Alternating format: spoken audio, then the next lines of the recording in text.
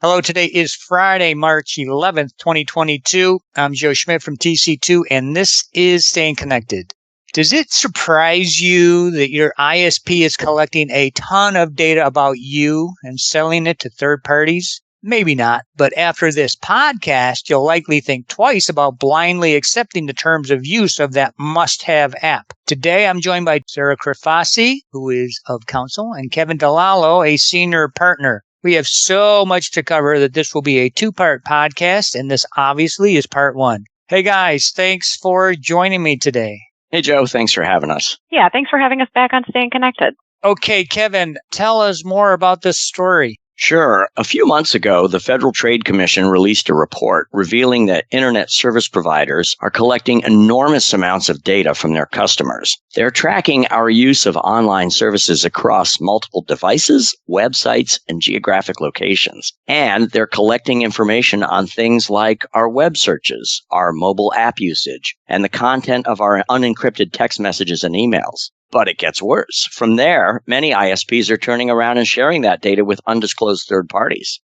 Wow, that is quite a finding. I am curious, though, Kevin, why would ISPs voluntarily agree to report this information? I mean, presumably they know they're doing something that will raise eyebrows. Well, I'd say it wasn't so much done out of the goodness of their hearts as much as it was done under pressure. After some 2019 congressional hearings on potential federal data privacy legislation, the FTC announced that it would begin gathering information on ISPs' privacy policies and procedures. The agency sent specific questions to the 7 ISPs that maintain network platforms: AT&T, AT&T Mobility, Comcast, Google Fiber, T-Mobile, Verizon, and Verizon Wireless, and it gave them a month and a half to respond.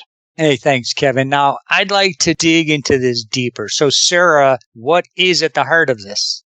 Well, Joe, most ISPs have affiliates that provide services other than internet access. Think telephony, cable or streaming video, and those smart home services like the personal assistants that we've all come to rely on, as well as alarm monitoring. And those ISPs aggregate information collected by their affiliates to compile profiles on individuals that could include some very sensitive personal information, or PI. And this comes around things like ethnicity, gender, sexual orientation, economic status, religious beliefs, political affiliation, even your movements throughout the day and persons with whom you might communicate or visit, as well as other very highly personal interests.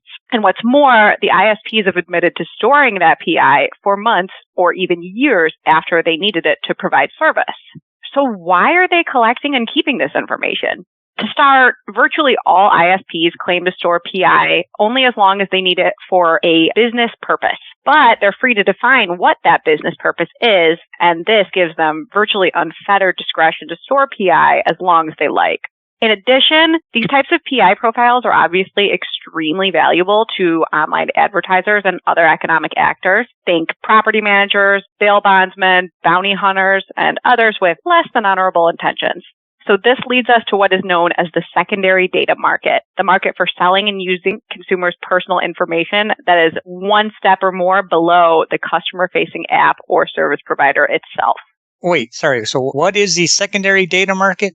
It's huge and it's murky. The secondary data market is an enormous ecosystem of data brokers, advertisers, data analytics providers who buy PI that was acquired by those who actually interface directly with users, that is, ISPs and mobile app developers, and then analyze it, package it, and resell it. They're extremely sophisticated, but virtually unknown. For years, they've operated free of any regulation because they aren't the ones collecting data from users, so they don't have to disclose anything to those users. It's a brilliant business model, and the data they compile and package is super valuable to advertisers and marketers. Here's an example. Merely knowing that a particular mobile telephone number or MTN was located at certain coordinates at a particular time of day by itself doesn't seem particularly intrusive. But if you can tie that same MTN to a home address where the phone was located overnight, and then to a few e-commerce transactions or Apple Pay transactions, or maybe a trip on the subway or in an Uber, now you can use data analytics to identify the individual whose phone it is and create an accurate profile of that person's likes, dislikes, habits, and tendencies. And then, using geolocation and analytics of the motions of individual mobile devices, which, by the way, are reported by the accelerometers installed in all of our devices, marketers can place individuals together at a particular time and place. For example, a group walking together on a city street, all carrying location and motion reporting mobile devices. Pretty scary, isn't it?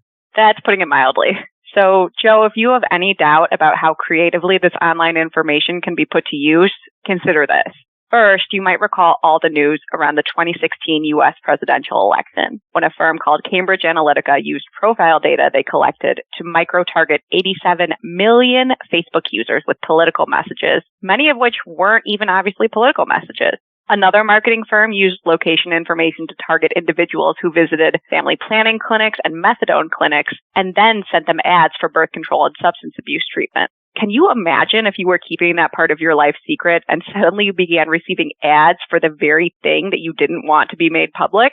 In another case, the U.S. Department of Defense banned fitness tracking apps and devices because they can be used to track the location of military personnel and to identify the locations of secret installations. And those are just a few examples. But as disturbing as those stories are, the fact remains that the users in each case probably consented to someone's collecting and using this sensitive information as the quid pro quo for a free app, or maybe in terms of use that they never read or didn't understand.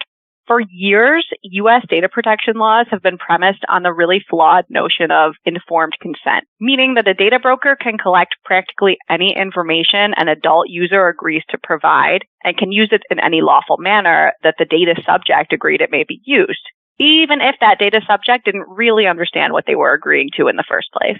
Yeah, the recent FTC report found that almost no consumers bother to read privacy disclosures. And even if they did, the terms of use and licenses that grant these rights to data brokers are so broad that almost anything goes, meaning consumers can't do much to protect the information they transmit over these services. And even where ISPs offer users privacy options through their settings, navigating the multiple layers of settings is often confusing, time-consuming, and complicated.